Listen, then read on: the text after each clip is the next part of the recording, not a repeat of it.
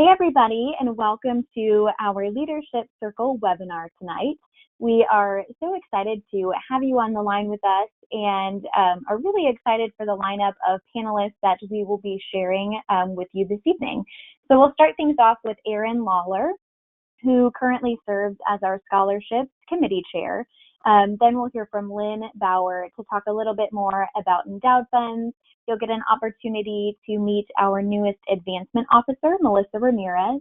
And then we will end with a presentation from our CEO, Katie Gaffin, about a day in the life, just really a little bit more about her role and everything that encompasses. Just a few quick notes before we get started. If you have questions during the presentation, you can use the question chat box on your control panel to type those in. We will leave some time at the end for general questions, and I know during some of the presentations there will also be a time for some question and answer. So feel free to type in your questions, let us know if there's anything that you would like further explanation on or just some additional insight. And if you're having any trouble with your audio, you can always try dialing in by phone as well. And with that being said, Erin, I will turn it over to you. Perfect.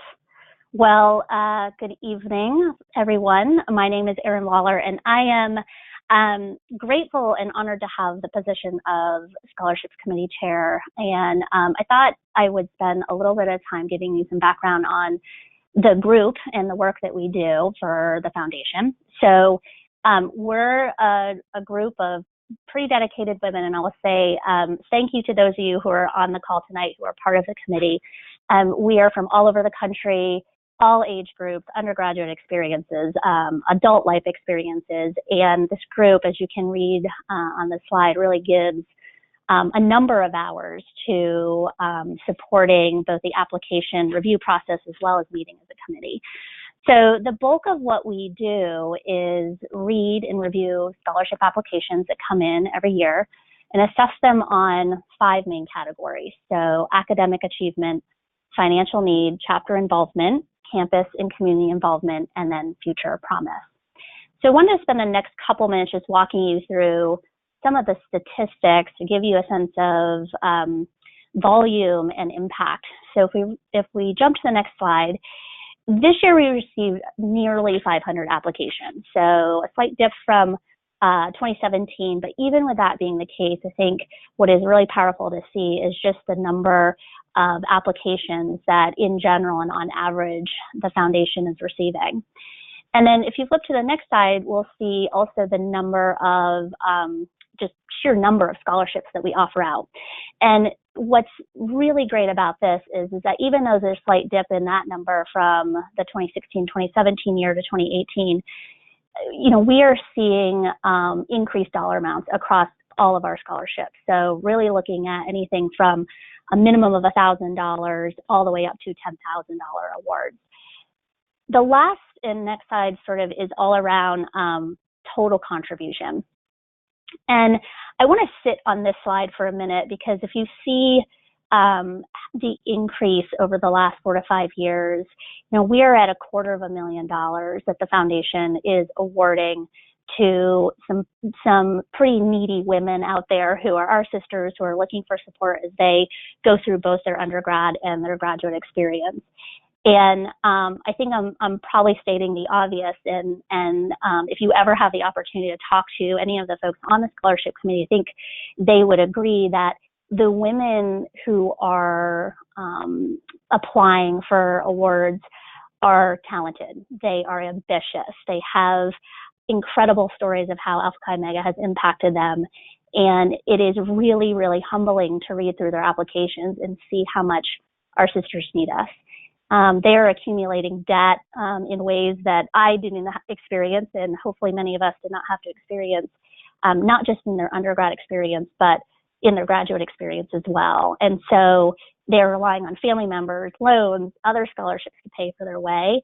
All the while, they're working several jobs and being truly active members in the sorority. And I can say after both serving as a scholarship committee member as well as now the chair that it never ceases to amaze me as I read through these applications, just the amazement with which these women are going through their careers and have great ambition for the next steps in their lives. So we wanted to kind of share with you two of these sisters, which include Shelby Young, and then the next one is Michelle Nguyen, both honored with Alpha Chi Scholars Awards. So Shelby, just as you quickly glance at her slide, she is a junior at Florida State University, holds a 3.77 GPA and a double major in history and French. And then the next slide is Michelle Nguyen, who is a senior. She goes to TCU in Texas, and she is getting her degree in youth advocacy and educational studies. So these awards really go towards real women who we should all be really proud of, that this money is helping support in their undergrad and graduate experiences.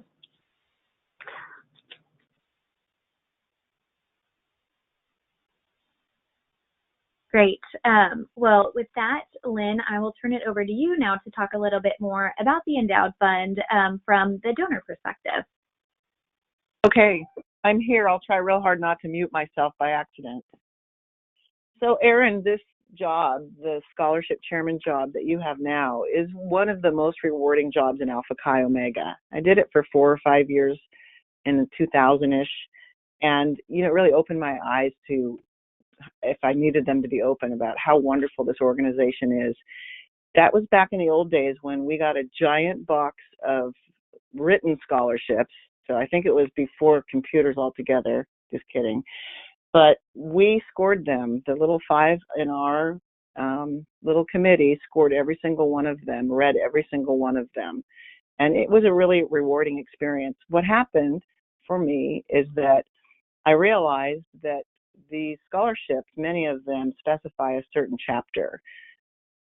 They're first for a chapter member, a lot of them, and then if there's nobody who applies or meets those standards, then they're open to all the other Alpha Chi Omegas. But there wasn't a fund for Epsilon Kappa, which is my chapter at Cal State Fullerton. So I thought, well, why not? At that time, one of the members who had been one of my girls when I was chapter advisor at Fullerton, she had graduated and married and gotten pregnant, and her newborn son, Christian, had died soon after childbirth. She and her husband, and this again was before GoFundMe, they had received some money and they wanted to establish something in Christian's name. They tried at Cal State Fullerton first, and Fullerton wouldn't take it because it wasn't enough. I think it was only about $5,000. And so she said to me, well, what do you think? And I said, well, why not? At the time, the endowed amount was $15,000. I thought, well, they have $5,000. I'll put in $1,000. How hard can it be? I'll just make 9 phone calls and 9 of my sisters will give $1,000. Well, I have to tell you something, that it took 200 donors, some of which gave $5, but we finally made it to the finish line. And that scholarship now, in this year, is at $70,000, and it gave away, I have the number here somewhere, I think it was $2,600 this year to 2 or 3 people. As a side note, Alpha Chi Omega Epsilon Kappa chapter had our 50th anniversary on Saturday night. We had a big party, and I got to sit at the special guest table with Denise and Roger Bailey. Yes, Bailey. And, they told me that they get those little notes, like the ones that you just saw, from their recipients every year, and that it makes them remember their son and how much that means to them. And I have to tell you, they both welled up and had tears on their cheeks when they told me that on Saturday night. And that made me feel good. The second fund was a leadership fund that I created because anybody who knows me knows I've been to about 100 conventions, and I believe in convention as a leadership tool in Alpha Chi Omega. So the leadership fund I funded, I've been putting a little money in here and there. It's at $27,000 now, and it gave $2,000 to the chapter to distribute to members for leadership opportunities. I really like it when they use it for convention, but I don't like it when they pay for a full ride for one of the members. I like it when the members have to pay half. And I always impress upon them that they have to go to everything. It doesn't include any pool time unless there's a break where they can go to the pool. So the Leadership Fund is for Epsilon Kappa. I think it's a really important part of their funds. The third one was a fund that I started, and at the time it was Jennifer Carlin. She really wanted me to put my name on it. I am very reluctant to do that sort of thing. And we decided to use it as a tool to raise money for the chapter instead. So at the 30th or the 40th, now I can't remember, it must have been the 40th anniversary party, we had an auction, and we auctioned off naming rights for this fund. And that is how the Brooke Fessler Fund was born. Brooke's parents gave money, and we named this award after her. Brooke decided that she wanted it to be a graduate award, which was great. So that fund is at $25,000 now, and it gave $1,000 to a graduate, Alpha Chi Omega from Epsilon Kappa this year. Are we on 4 or is it 5? Fourth fund came the second time I was chapter advisor. We had 2 members who were killed by drunk drivers. That can happen within a year in a chapter is really disheartening, but their names were Ashley Knight and Courtney Stewart. And the chapter ended up funding this scholarship named after the 2 of them. But, I planted the seed when I went to Courtney's funeral and talked to her mom afterwards. Courtney wasn't initiated yet, and I had her pin because we hadn't given it to her yet. And I pinned it on her mom at her funeral, and I said, if you ever want to have an award in her name, let me know, and I can tell you how to do that. Later the chapter did it. It's great. It's at $35,000 now, and it gave $1,300 to a chapter member this year. Then we had Marie Botvinnik Heart to Heart Fund. Now, I had nothing to do with this one. It's at $19,000 now. $1,200 was awarded this year. It's a need-based fund, and Marie decided she wanted it to be for members in difficult life circumstances. I had nothing to do with this one, but I have to tell you that there's a lot of value in setting an example in your chapter. Marie was one of my girls the first time I was chapter advisor, and she looked up to me. Look what she did. She did the Scala. She was the mastermind of our event that we had Saturday night. So she's definitely given back to Alpha Chi, but she also gave back in creating a fund for Epsilon Kappa. And then we come to the last one, and this is 6 now. It is called the Dee Dee Bychek Stolchek Fund. And Dee Dee Bychek was a member when I was in the chapter. I was initiated in 1980. She's about my age. And she had reoccurring cancer that started when she was in the chapter and chapter president. She died last year, and her husband was looking around for a way to memorialize his wife. I got a call from Margaret McCarthy, who's someone who I've always thought could be a really big donor to Alpha Chi Omega because she donates to the university, Cal State Fullerton. She called me just to kind of pick my brain a little bit. I had already been talking to her about Alpha Chi Omega giving to Alpha Chi because we've been in contact over the years. So when she called me, I knew how to do a full court press on how to make sure that we were the recipient of this fund to remember Dee Dee by. But my first call was to Marcia Grady. And I have to tell you that if you call headquarters, especially if you call Marcia, she'll be Johnny on the spot. And, without her, this would not have happened. But on Saturday night, we hopefully made it to the $25,000. That was our intention. Brad was there, Dee Dee's husband, and also their teenage daughter, Jillian, was there. And 2 other things happened. One, Elizabeth Donaldson. Thank you, Elizabeth, if you're on this call.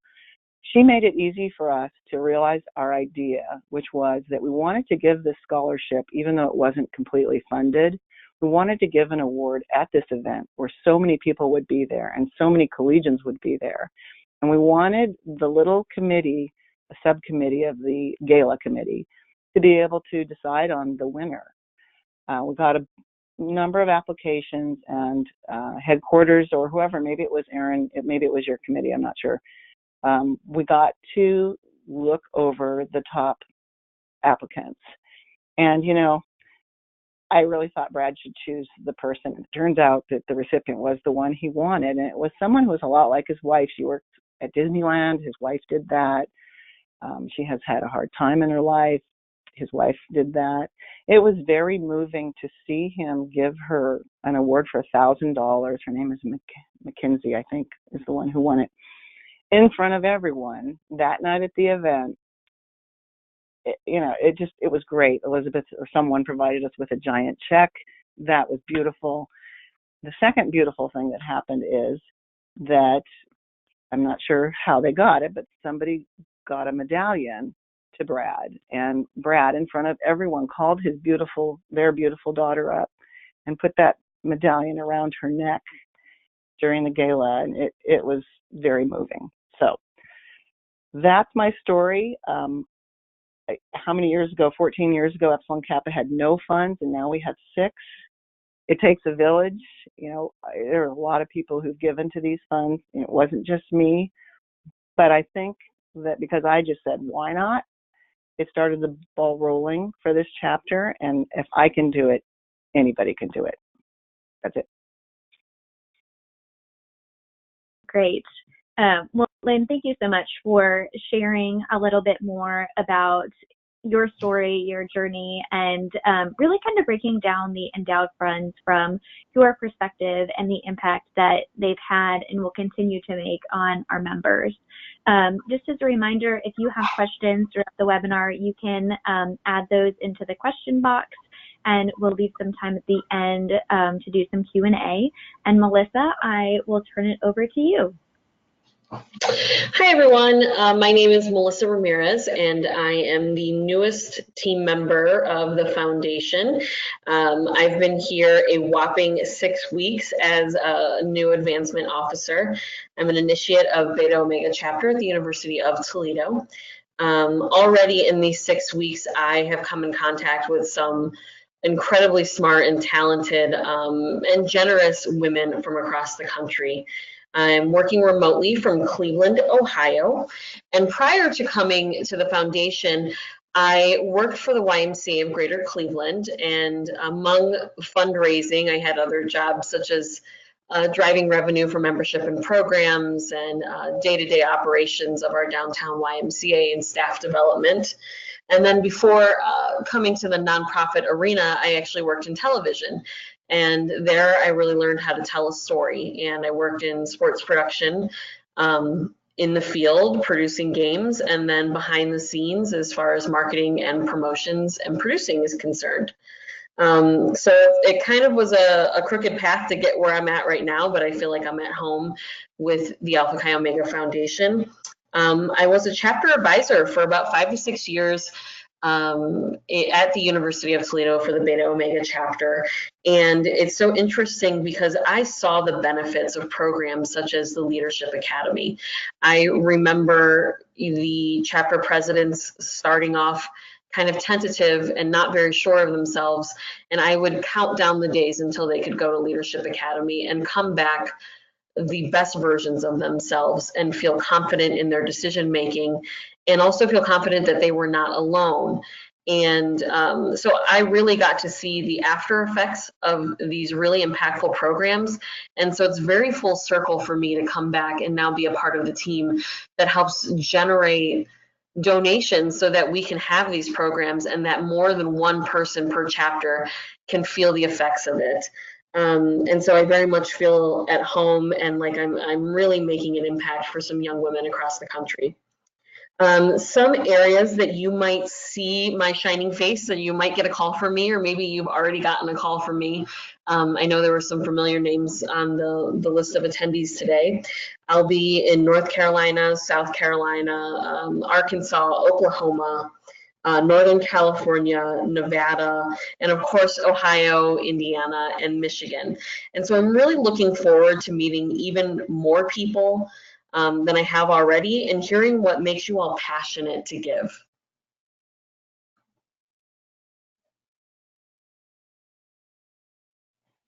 Great. Well, Melissa, we are so excited to have you on our team, and just really look forward to all of the things that come our way during the rest of the year.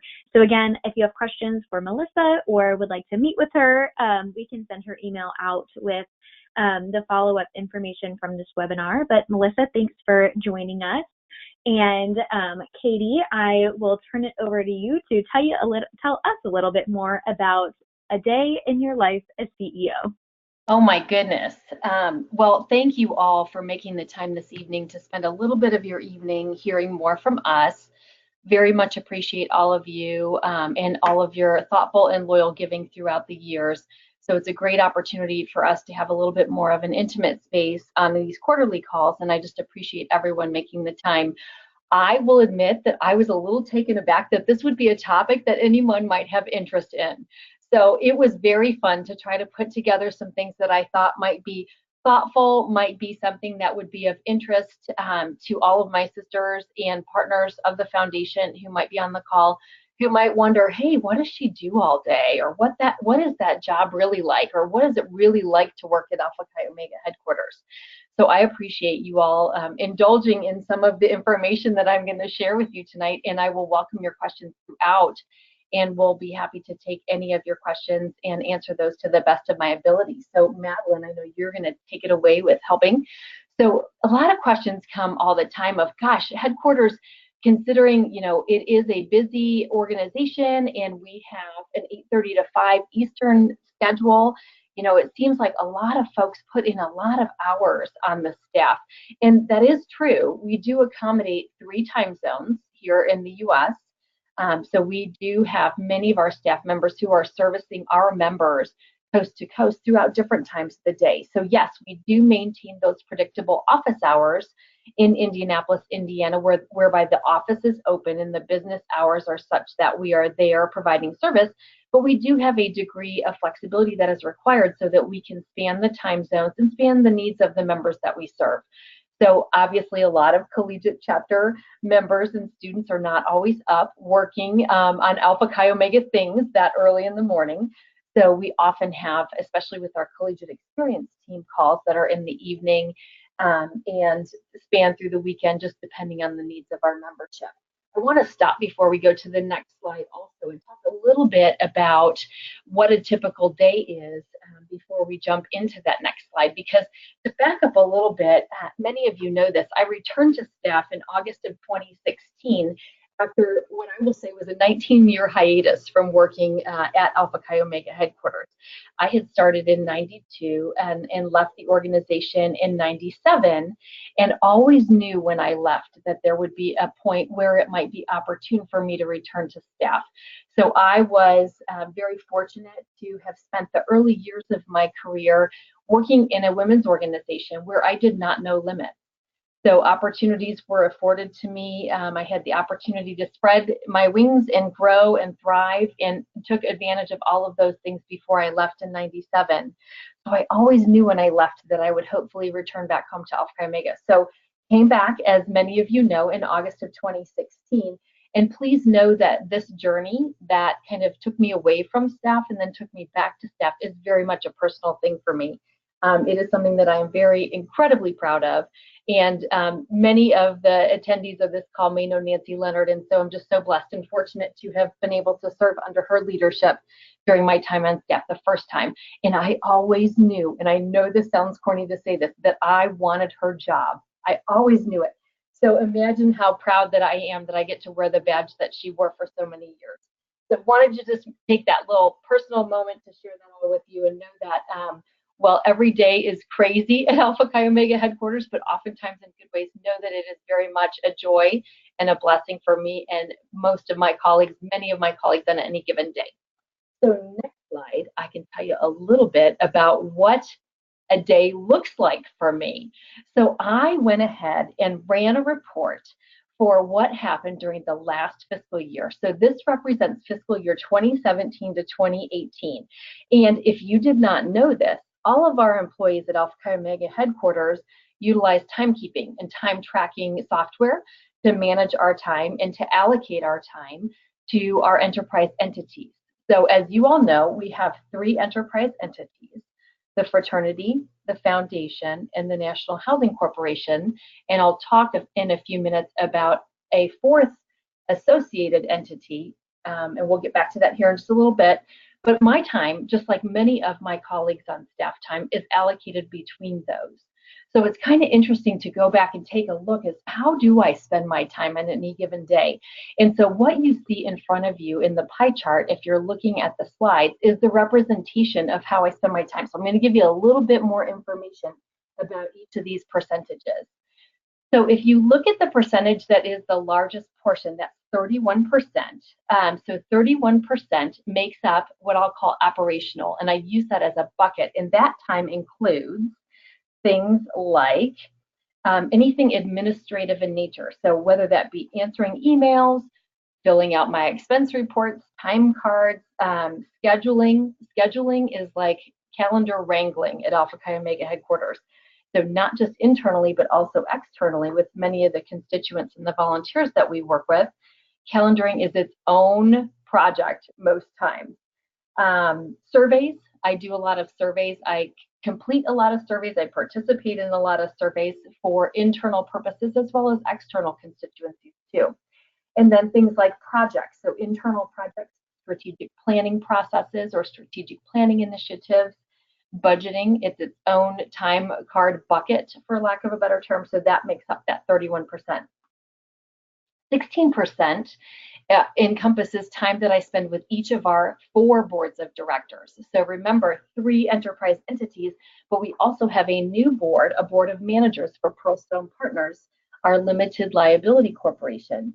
So that's time spent in board meetings, preparing for board meetings, working on materials for board meetings, or interfacing with the board chairs of each of those board entities. So board time encompasses quite a bit. You'll see 13%, which looks like it's a light red color. That is time that I spend in supervision. So I actually directly supervise and have a reporting relationship on any given time period, anywhere from 7 to 13 people. It just depends on what we're doing from a staffing strategy perspective. So I actually get to work directly and provide support and resources for many of the senior staff members that are in the building. So that is time spent in one-on-one meetings or specific tasks or projects. Travel is a bucket. 6% of my time is spent traveling. And when I say I account for that as travel, that is time where it is idle time, which actually really frustrates me.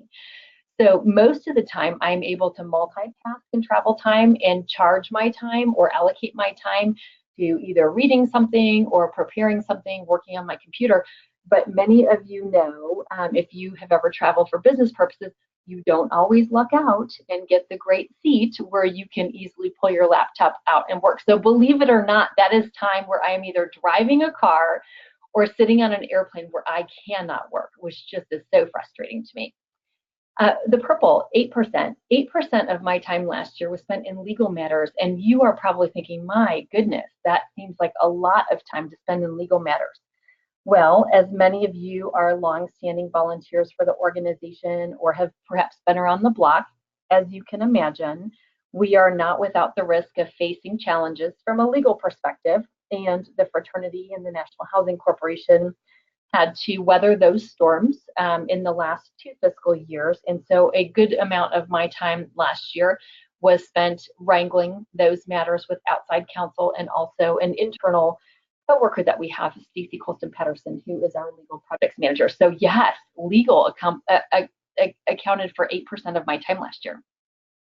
7% of my time in the light blue, HR matters. So that includes things like performance management processes, professional development, benefits strategy, and staff recruitment initiatives. I take the recruitment of our professional staff as something of pride and very personal, and like to be actively engaged in the recruitment and the recruitment process and the attracting process for employees and for candidates for employment of our organization.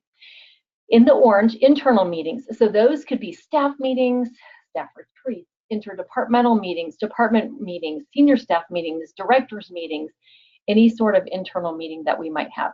And then finally, 5% in the dark blue shaded area is conferences. Believe it or not, I attend on behalf of Alpha Chi Omega on the low end 12 conferences a year and on the high end 15 conferences a year, whereby I serve as a representative of our organization. So that could be anything like the Association of Fraternity Advisors, Fraternity and Sorority Advisors, or the Fraternity Executives Association, or the NPC Foundation's Leadership Seminar. Could be any number of those things. So that's a little bit about those percentages and how I spend my time. So next slide, please, Madeline. So every day as your CEO is exciting in many ways. So please know I'm being a little bit playful in the next slides. So this job is never boring. It is filled with variety. It has a plethora of exciting projects and initiatives to engage with on any given day. And this job can also be surprising. And when I say that, I mean it can be surprising in good ways and then also in other ways. And so there are many days, if you are a person who enjoys the variety that I have, you may be a little bit of an adrenaline junkie.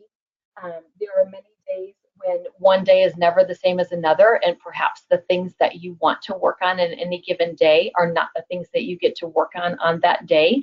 So I kind of say tongue in cheek, the best laid plans. And I believe it was the Big Brother television show several years ago that had the theme Expect the Unexpected. And that is definitely something that is a theme for us on any given day at the office. So you'll see we've jumped to the next slides. So some people ask me what keeps me up at night. And there are actually 4 things that keep me up at night. And 2 of those 4 are listed here. So the first of those things is volume. And when I say volume, it is just the volume of activity that we see as paid professional staff members and as volunteers of serving an enterprise as large as ours. And so it's that constant assessment of determining what is urgent versus what is important. So I'm sure you all can imagine we have a lot of different constituencies and stakeholders that we serve at any given time. And it's kind of trying to find a way, it's a little bit of a sweet spot of figuring out how to meet people where they are and realize that of the number of stakeholders and constituents that we have, everyone's issues or concerns or hot button topics are the most important thing at that moment to them. And realizing that, you know, if we can find the time and the grace and the space to spend time with folks who are raising their hand to air a concern or to raise a suggestion and try to meet them where they are, oftentimes that can be some great time to establish more relationships and then help to communicate and manage expectations on behalf of that stakeholder. So it's trying to always understand everything is always important, but truly what are the most urgent things? So volume, so the amount of activity and the amount of key stakeholders that we serve is something that keeps me up at night. Talent is something that keeps me up at night. And I think much of this stems from my background as a person who has a passion for people and people in business, and the ability to attract, recruit, and retain top talent to serve our members is something that absolutely keeps me up at night. And this applies to both paid professional staff, which I am directly accountable for, as well as our volunteer ranks. So whether it is a named operational volunteer, it is a chapter advisor, it is a member of any of our boards, the whole way that we go to market to attract, recruit, and retain the talent that we have is something that is of great interest to me, but also something that I do spend time losing a little bit of sleep on. So how can we continuously recruit the talent that we have, and how can we mature our processes to get to a place where we have robust succession management strategies in place? And when I say that, I mean that on the paid professional staff side, as well as on the volunteer staff side. So that's something absolutely that keeps me up at night. So next slide, we'll talk about those other 2 things that keep me up at night. Health and safety concerns. And I believe harm reduction, prevention, education. So all things that we have historically known as risk management. I will tell you, every weekend for a paid professional on the Alpha Chi Omega staff that interfaces with our students is an adventure. It is, we never know what to expect. And going into a weekend, it is not atypical for there to be a health and safety concern that is managed by any number of my colleagues, whether it be an event that went wrong, an individual health and safety or harm issue that affected one of our sisters. Regrettably, as compared to the mid-90s when I first worked on staff, the nature of the matters that we are addressing is different. The severity that we are addressing is to a different extent, and probably the result of my age and the fact that I have teenage daughters also affects my level of concern about this. So it is not unusual for there to be alerts that are sent out among professional staff members as well as key operational volunteers at all hours of the night and weekend as we manage through issues.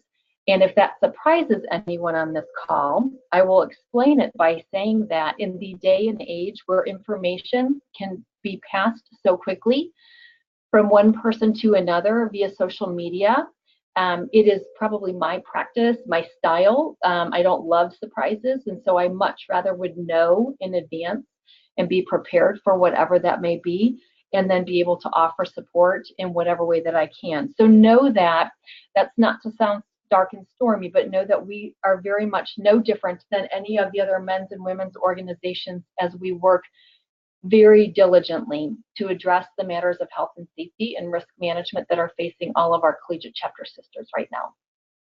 And then finally, relevancy. And so this term is a little bit of a throwback term that I cannot take credit for, because I remember being on staff the first time in the mid-90s and hearing Nancy Leonard, our executive director, talking about kind of the importance of remaining relevant.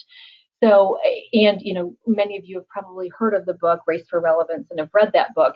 And so relevancy is something that I constantly have in my head, because how are we as an organization continuously learning, growing, iteratively improving, and adapting to the changing needs of our members? We exist to serve the needs of our members. And I remember that every single day when I walk into the building. So what are we learning from the things that we are seeing? How are we growing? What are we doing to continuously improve? And how are we adapting to the needs? Because the needs are changing very, very rapidly. And Alpha Chi Omega has to continue to adapt as quickly as those needs are changing. So those are a few of the things that keep me up at night. I'm flipping to my next page. Okay, so oh my gosh, I'm talking a lot. I am so sorry. Let me see if I can hurry up. So 3 organizational themes for strategic priorities. This is our 4th year of our 5-year strategic plan. And so there are 3 themes that have emerged in the projects that staff and volunteers have committed to for this fiscal year. So I will touch on those briefly. Each year these have changed. So the first of those is organizational efficiency and effectiveness. And quite literally, that is exactly what it is. So we are focusing on projects that are a little bit more internally focused, that help us get better at doing the things that we need to be doing. So this could include anything like revisiting our extension process, or going through the pleasure, not pain, I'll say pain, but pleasure maybe, of documenting our processes and our policies internally. Organizational culture and health. How are we creating a destination place to work and to volunteer? And what are the things that we are doing to infuse our values into that process? And so one of the things that I am very much in tune to is the idea of organizational culture and health. And one of the things that is probably a little bit more near and dear to my heart is the focus on alignment as an organization. If you think about what I just mentioned about the need to ensure that we're meeting the needs and adapting to what our members need, how are we structuring our staff and our volunteer structure to provide the most nimble support and adaptability that we can? So that talks a little bit about that. And then the third of those 3 themes is focusing on helping our newest enterprise related entity, Pearlstone Partners, LLC, come into its own as its own business unit and its own business entity. So that is its own project in and of itself. And you actually have 2 of the members of the board of managers for that entity on this call. Lynn Bauer, who just spoke with us a little bit about the endowed funds at Epsilon Kappa. She is a member of our board of managers, as is Angela Costley Harris, who is our national president. So those are some themes. Finally, I will do my shameless plug for how great it is to work at Alpha Chi Omega. So we actually have 5 open positions at headquarters. So I will run through those very quickly. All of them are actively posted on our website. We have a need for an IT support analyst, an assistant director of prevention education, and that individual will be a member of our collegiate experience team, finance operations coordinator, and that position is a hybrid position supporting finance as well as our housing operations, senior director of human resources, and then finally a newly created opportunity of engagement manager for Pearlstone Partners LLC. So I do want to make sure to note that 4 of these 5 positions are the direct result of our focus on alignment and ensuring we have the right talent and the right roles defined to support our membership. One of those positions is available as a result of a resignation and a person moving on from their career in Alpha Chi Omega. So I don't want to cast a shadow of everyone's leaving Alpha Chi. I want to make sure to note that 4 of those 5 are a result of growth and strategies to better align services to support our members. So I have talked far too long, and so I would stop talking, and I believe, Madeline, you're going to open it up for any questions that I might be able to be helpful with, or perhaps Erin or Lynn or Melissa might be able to help with too. Yep, and Marcia, if you don't mind helping with this section, I'll have you screen some questions, and if you have not submitted a question yet that you have, feel free to type those in now, and we'll spend the remainder of our webinar tonight answering some of the questions that you might have. Great, thank you, Madeline. Can everybody hear? Can you hear me okay? I know everybody else can't tell me that. Yes. I see someone's hand is raised, but I can't tell who it is. So if you have your hand raised and would like to submit a question, the best place to do that is by typing into the questions box that is down in the lower right-hand side of your panel.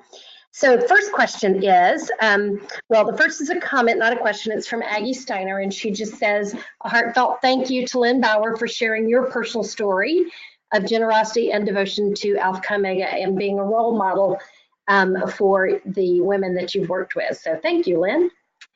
You're welcome. The second one is a question, and it is, how can we learn what scholarships are available for individual chapters? And thank you, Jency, for asking that question. Elizabeth, jump on if you need to correct me.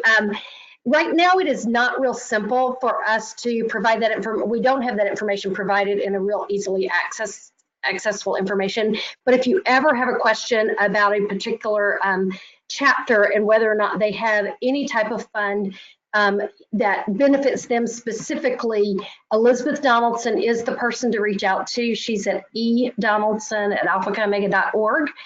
And just to point out, we have quite a few scholarships and educational assistance grants that are not chapter specific. The Alpha Chi Scholarship Scholars Fund, that will actually be one of the focus funds for Giving Tuesday, benefits any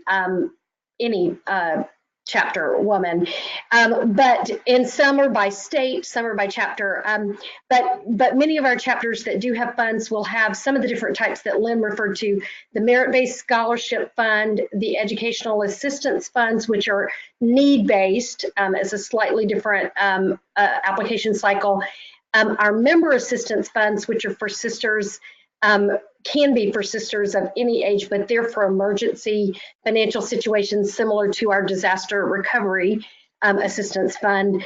And then we have chapter educational funds similar to the one Lynn described that benefit a chapter or chapters in a certain area to help them pay for educational programming, their attendance at convention, and so forth. But if you ever have a curiosity question about one or a specific chapter, just let Elizabeth know, and we're working on ways to make that information more easily accessible. Okay, the second is, I heard the site is changing for donations. That's from Valerie. Yes, we have moved to a new online giving page. It's through a program called CSI Donate that is directly integrated into our system. All current donations that go to our normal giving page now are going through that site. But if you have a monthly recurring gift and you have not heard from either Allie Farr or one of the advancement officers or Madeline Plesac about moving your gift, because we can't just re-enter your credit card because we don't store that information. If you have not heard from them, just reach out to Allie Farr and she will help you get that going. Okay, is the $15,000 the minimum? Is $15,000 the minimum for an endowed scholarship fund? Oh, these are easy ones, and they're all for me. The current minimum is $25,000. Many years ago, it was 10. I think that was what it was 40 years ago when the foundation was started. It was increased to 15,000. And then about 7 or 8 years ago, we increased the minimum endowment level for all of those types of funds to 25,000. And that is primarily because based on, we keep a pretty, try to keep the payout percentages pretty even, so that in a bad year, we have some leftover money from good years to award in scholarships. But we do about a 4% distribution every year. That's approved by the board every year, and that pays out $1,000 from a $25,000 fund. And given the cost of scholarships or the cost of education, a $500,000 or a $500 scholarship isn't necessarily as impactful as it used to be. So we really would prefer that those scholarships be $1,000 or more, and that's why we have that minimum. Okay, so now I'll throw out a question that's going to go to Katie, and that is from Darlene Stevenson, and she's wanting to know a little bit more about Pearlstone Partners.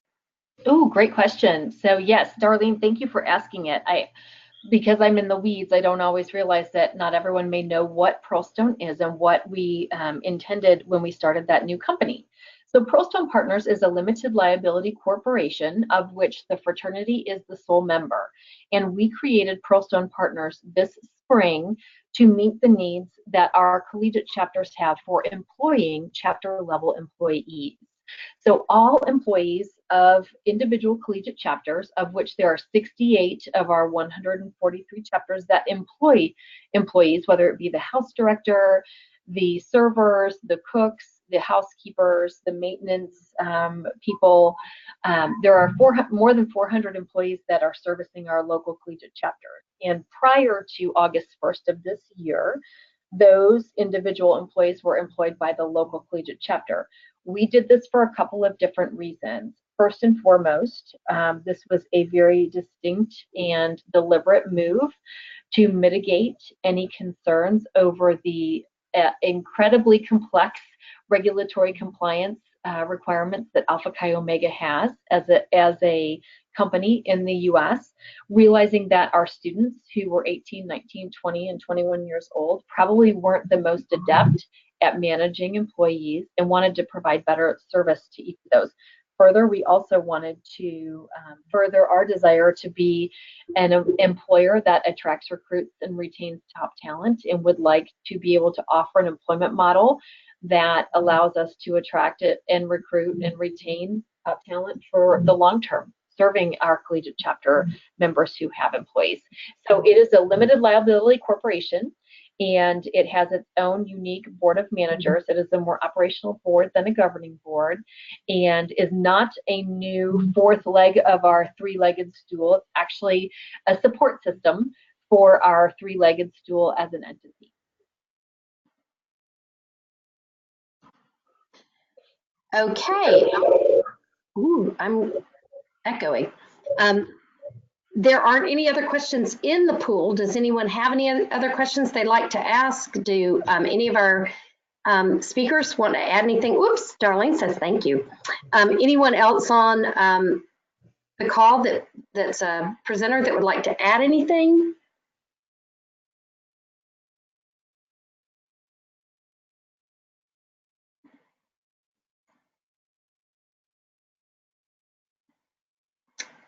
Okay, Madeline, do you want to go ahead with announcements?